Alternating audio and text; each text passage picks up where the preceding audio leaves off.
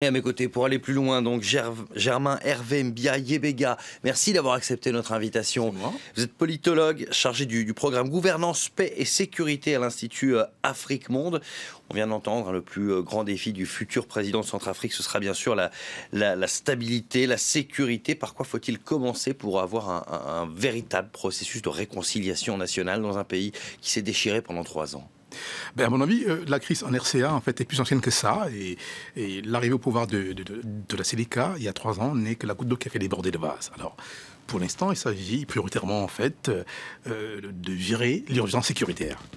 Deuxièmement, de poser les bases de la refondation de l'État en RCA, un État qui n'existe pratiquement plus. Voilà. Donc, c'est les 2 priorités en fait, auxquelles devraient s'assigner les membres de l'équipe qui va remporter la présidentielle.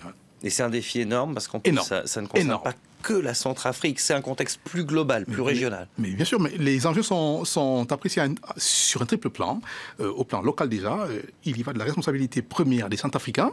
Deuxièmement, au niveau sous-régional, les États de la CEAC dont fait partie la RCA également. Et puis au niveau continental et international, parce que les enjeux, il y a une interaction en RCA, entre ces responsabilités-là, vous avez les exigences qui tiennent les Centrafricains eux-mêmes, vous avez une présence au sein de la MINUSCA des troupes de pays de la sous-région, de la CEAC, et puis la MINUSCA, qui est une mission des Nations Unies, qui implique également des acteurs stratégiques, des partenaires stratégiques de la RCA, que sont la France, que sont l'Union européenne et les Nations Unies. Donc c'est un triple niveau d'analyse et d'interaction qui situe à la fois les Centrafricains, les pays de la sous-région, toute l'Afrique, et puis le niveau plus global des Nations Unies.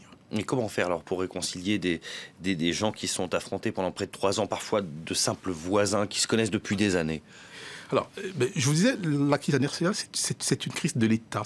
De l'État, c'est une crise de la pauvreté. Il va falloir revisiter en fait toutes les exigences du leadership local pour que les Centrafricains se prennent en charge. Et l'aide qu'ils recevront sera à hauteur de leur propre engagement. Alors, il est fondamental donc que les Centrafricains puissent se remettre à parler ensemble. Il faudrait qu'une justice se mette à fonctionner pour que l'impunité en fait, qui existe partout tout ailleurs cesse et que progressivement, voilà, que le pays reprenne le cours d'une existence normale. Parce que la RCA est portée à bout de bras depuis maintenant plusieurs années, depuis pratiquement la fin de la guerre froide. Hein.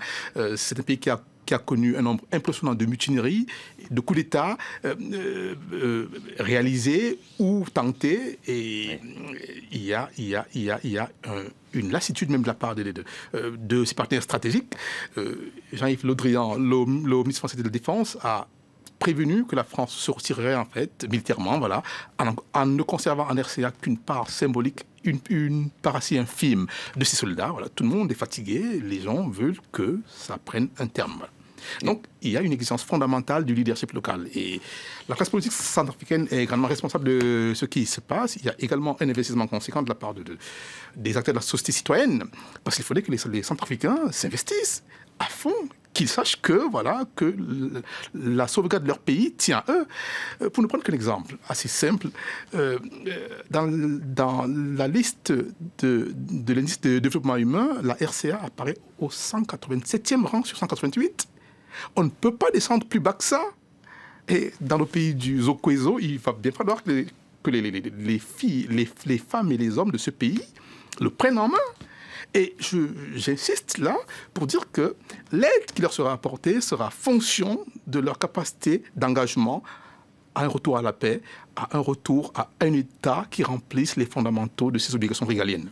Un État fort, c'est sûrement le prochain objectif et le prochain défi. Merci beaucoup, Germain Hervé Mbia Yebega, d'avoir accepté notre invitation et d'être venu sur notre plateau pour parler de la Centrafrique. C'est moi qui vous remercie.